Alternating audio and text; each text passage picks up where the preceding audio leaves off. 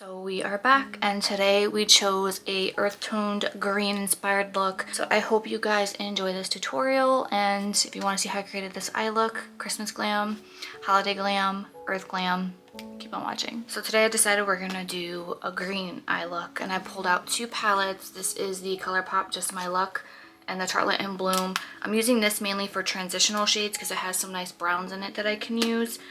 And then the Just My Luck palette is pretty much just greens.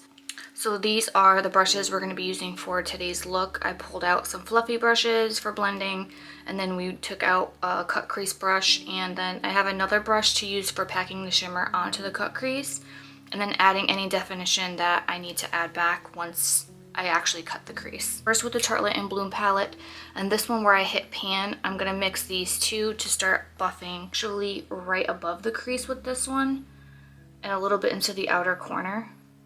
Once I have that down, I am going to go in with the same brush because I won't need this anymore for browns, and I'm gonna start building up the green. So I am actually gonna go in, that green has a little bit of shimmer in it, but I think that should be okay.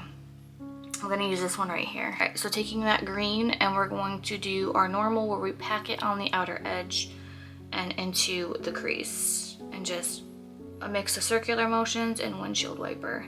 And I am bringing that green slightly up into the brown that we placed down to help with the transition. So I'm going to take it with this color right here called Act Natural, which is a little bit darker. This one actually has a blue sheen to it, so I don't want to use that. I'm trying to stick as matte as possible with this. So I'm going to take that, pack it on the outer edge, and then bring it into the crease. But because this brush is way more dense, I'm going to go extremely light-handed into the crease. Otherwise, the harder I push down with this, the harsher of a line it's going to create, and it's going to ruin the whole blend. And if you want to, once you're done with that part, you can take the first brush you used, don't add any product to it, and just lightly windshield wiper motion. Use this brush to carve out my brows, so I'm just going to continue using that for the cut crease. Going in with Tarte Shape Tape on the back of my hand. Some people like to clean their crease area first with Vaseline or micellar water with a Q-tip. I never do that. I don't like to, because then I feel like I completely mess up my makeup, so I don't do it. So I'm just gonna dip that brush into the concealer, both sides, back and forth, but you're gonna also kind of drag it to the part of your hand that doesn't have the concealer, so you're not overly saturating your brush. What I like to do, I already know where my cut crease goes because I've done them so many times, but you can literally swipe a little bit along your lash line, look up and around, and then you can see where it creates your crease.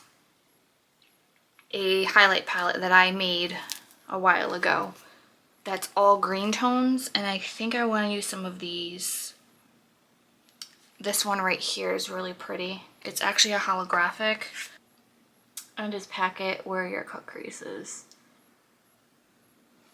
Light green with the same brush. I wiped it off.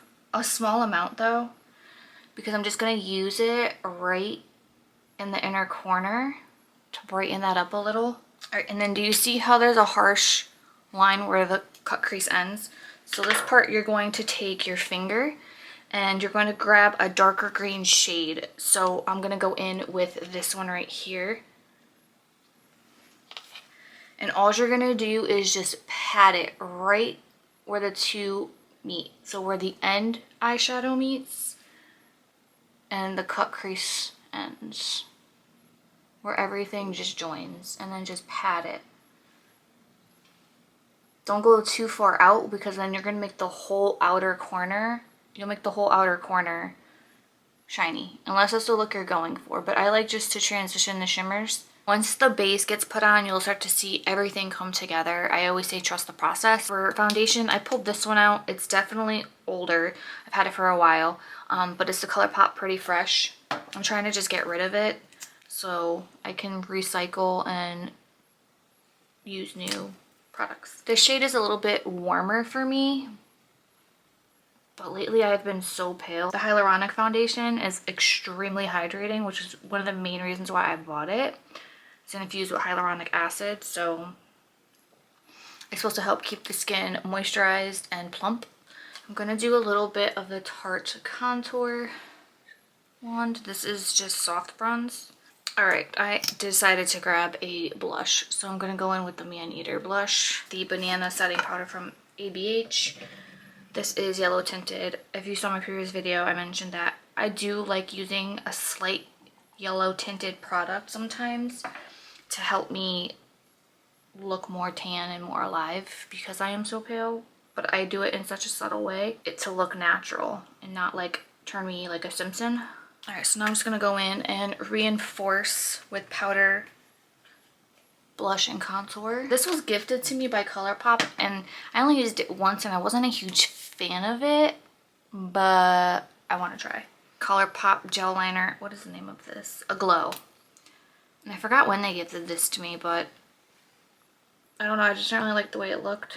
For my set, I'm gonna do the Infallible by L'Oreal. I was gifted this by them. I do love the hold that this gives. It does what it's supposed to do. The smell can be overpowering and it can be drying. So keep that in mind if you use this. I'm going to mix a little bit of this with it. So I'm going to spritz both on my face just so that I don't lose all like the hydration that I worked so well to put my makeup together with. And this is the Color Story. So this one right here is the one I used for the actual crease. Right here, it is a more natural, but it gives you a green sheen. That gold one will be very, very, very strong. And now we're just gonna go into the brow bone.